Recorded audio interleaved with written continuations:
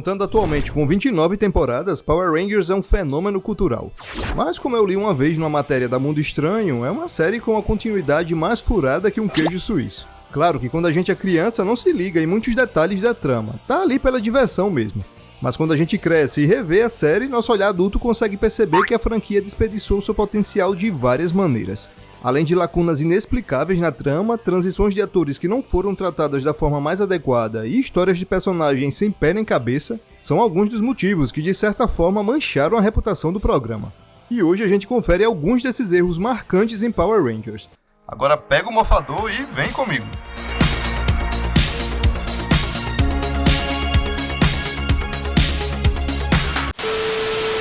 Quando Mighty Morphin Power Rangers foi ao ar pela primeira vez em 1993, foi um grande sucesso e influenciou a vida da garotada naquela época.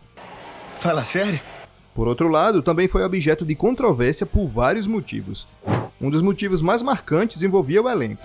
O ator negro Walter Jones foi escalado como Ranger preto e Trini Kwan, uma atriz americana de ascendência asiática, foi escalada como a Ranger amarela. Ingredientes fresquinhos para a polêmica. Apesar das declarações de que isso não foi intencional, muitas pessoas ficaram incomodadas com as escolhas e temeram que isso perpetuasse estereótipos raciais. Essa controvérsia permaneceu nas primeiras temporadas e continua até hoje. Vem cá, se eu te perguntar qual o primeiro Ranger que vem à sua cabeça quando se fala em Power Rangers, há uma grande chance de você responder Tommy Oliver, né? O herói vivido pelo ator Jason David Frank apareceu em várias temporadas e sem dúvida é um dos Rangers favoritos dos fãs. Mas, infelizmente, apesar de Tommy ter ganhado tanto destaque na franquia, ele nunca teve um projeto para chamar de seu. Nem ao menos apareceu no reboot de 2017, apesar da cena pós-crédito do filme fazer menção ao personagem. Tommy Oliver. Tommy Oliver. Pois é, apesar de Tommy potencializar o sucesso da franquia, a série não se aprofundou em sua história como os quadrinhos fizeram. Eu lhe dou as boas-vindas, meu imperador! Lord Zed teve a chegada mais incrível de um vilão na era Zordon original e eu posso provar.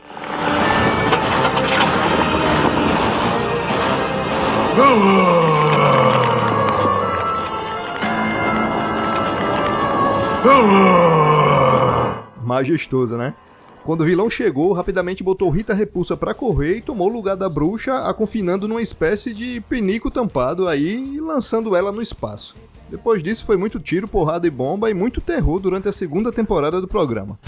Apesar da popularidade de Lord Zed, os criadores acabaram cedendo aos desejos dos pais preocupados e tornaram o vilão menos assustador. Depois disso foi só ladeira abaixo, eles trouxeram a Rita de volta ao seriado e introduziram um viés mais cômico aos vilões. Quem aí lembra de quando a Rita roubou uma poção do amor para fazer com que Zed casasse com ela? Depois disso, o Lord Zed se tornou muito mais pateta e perdeu muito de sua ameaça. Até hoje, muito fã não perdoa essa mudança e consideram esse um grande erro de Power Rangers. Power Rangers Turbo é considerada a temporada mais fraca da série por vários motivos. Um deles foi substituir personagens que já eram familiares por um novo time de personagens. Depois que o elenco original saiu, os criadores montaram uma equipe totalmente nova. Deixar os atores partirem não foi um erro. Pelo contrário, não deixá-los sair antes foi o verdadeiro erro, já que a série já apresentava um certo desgaste já havia um tempo. Um dos principais desfalques dessa temporada foi a saída de Jason David Frank, o Tommy, que já se mostrava insatisfeito meses antes devido a salários baixos e esgotamento. Além disso, Power Rangers Turbo adotou uma temática mais voltada para a comédia, com vilões mais caricatos e engraçados, como Divatox e Elgar, como declarou uma das roteiristas do programa, Jack Martian. É bem melhor do que eu pensei. Bem, Turbo Rangers, será que são espertos mesmo? Sobrou até para os patetas Book e Skull, que passaram boa parte da temporada transformados em macacos. Essa mudança de tom ocorreu porque Power Rangers Turbo se baseou na série oriental Super Sentai K-Ranger, que tinha uma pegada mais de comédia, e isso influenciou totalmente a versão americana. Todas essas mudanças levaram a uma das transições mais difíceis e menos populares da franquia Power Rangers. E tem mais. Os preparativos para a temporada de Power Rangers Turbo já deram errado desde o início. Todo o elenco original havia deixado a série e o novo time não foi bem recebido pelos fãs. Produtores e diretores estavam sendo trocados e as histórias não eram tão fortes quanto nas temporadas anteriores. Uma das mudanças mais toscas foi a da vilã Divatox, que nessa temporada foi vivida por duas atrizes. Acharam que ninguém ia perceber, né? Mas sendo criança e estando ali pela diversão, talvez a gente nem tenha percebido mesmo.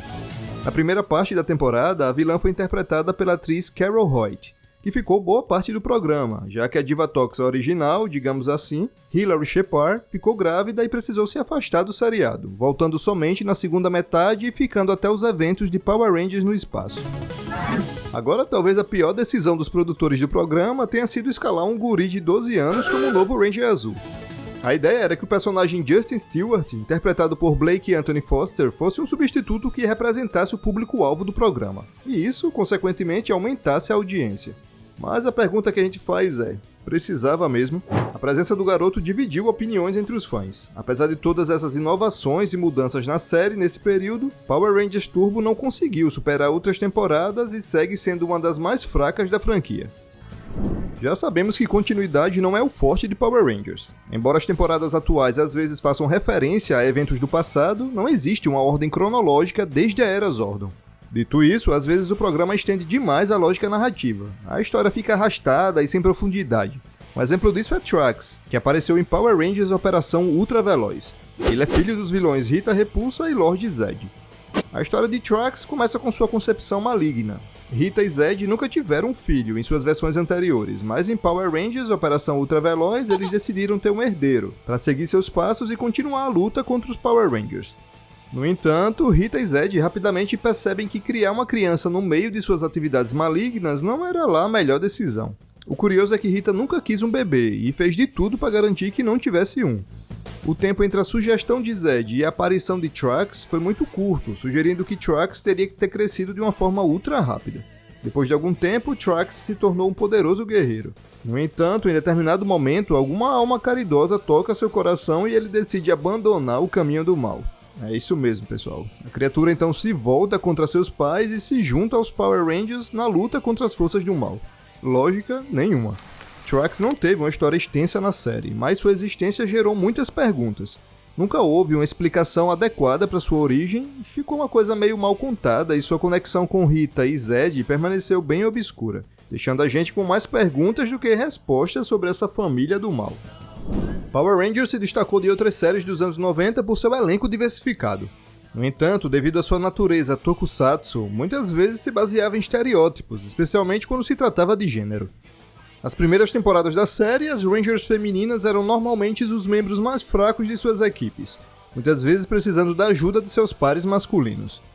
Após o curto mandato de Delphine em Mighty Morphin Alien Rangers, levou quase uma década para que isso mudasse para sempre. Power Rangers Força do Tempo marca a primeira vez que uma Ranger rosa, Jen Scott, foi a líder de uma equipe. Desde então, Charlie, Lauren Shiba e Amelia Jones se tornaram as 3 primeiras líderes e Rangers vermelhas femininas da franquia. What's going on here? O Ranger mais querido pode ser difícil de escolher, mas o mais odiado é sem dúvida Nick Russell, de Força Mística. O Ranger vermelho dessa temporada tinha tudo para ser um escolhido completo, com um destino místico e uma herança fantástica. Mas a forma como ele foi caracterizado não correspondeu ao hype. O cara era irresponsável, desistia com muita facilidade e às vezes agia como um pateta, cá entre nós, né? As equipes de Power Rangers tinham alguns personagens inspiradores em todos os aspectos, mas eram mais fortes quando trabalhavam juntos, como uma equipe. Focar em um personagem e depois não entregar o que prometia não foi uma boa ideia. Na série original de Power Rangers, o baixo orçamento do programa significava que os produtores tinham que se virar para adaptar suas histórias com o material e qualidade que a grana dava. Isso significava usar a fórmula típica do monstro da semana, para manter o público ocupado e pegar emprestado cenas de programas japoneses, para dar aquela economizada básica. No entanto, à medida que os Power Rangers foram alcançando mais e mais sucesso, o orçamento aumentou e abriu mais possibilidades. Com o dinheiro entrando, a qualidade dos monstros deveria melhorar, certo? Mas Power Rangers manteve sua fórmula original em vez de experimentar mais ideias de histórias e melhorar a qualidade de seus monstros. Se tivesse parado de usar fantasias baratas com o passar do tempo, talvez o show tivesse ganhado mais fôlego no decorrer dos anos. Desde a estreia do programa, a gente já viu todo tipo de mofador, né? Como pulseiras, cristais ou até mesmo aparelhos que se parecem com telefones. Power Rangers Fúria da Selva foi diferenciada de outras séries, porque os Power Rangers usavam os mofadores solares, que estavam mais para aqueles óculos que vendem na Shopee. Os fãs, claro, não acharam a inovação nada impressionante. Os caras ainda pareciam que estavam fazendo o maior esforço para usar a bugiganga. Você há de concordar comigo, os mofadores estão entre as coisas mais legais de Power Rangers, mas em Fúria da Selva, erraram feio.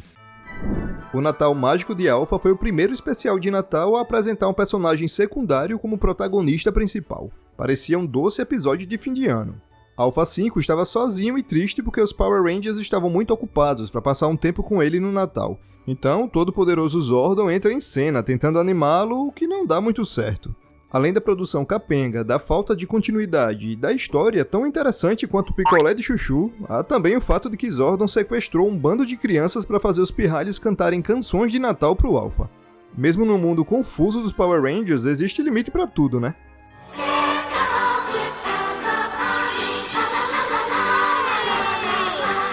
Um total de 0 pessoas gostou do especial, e ele foi felizmente esquecido pela franquia. Ufa, ainda bem, né? Apesar de todos esses detalhes que passam despercebidos por muita gente, Power Rangers continua sendo uma franquia especial na minha infância e é bem provável que na sua também.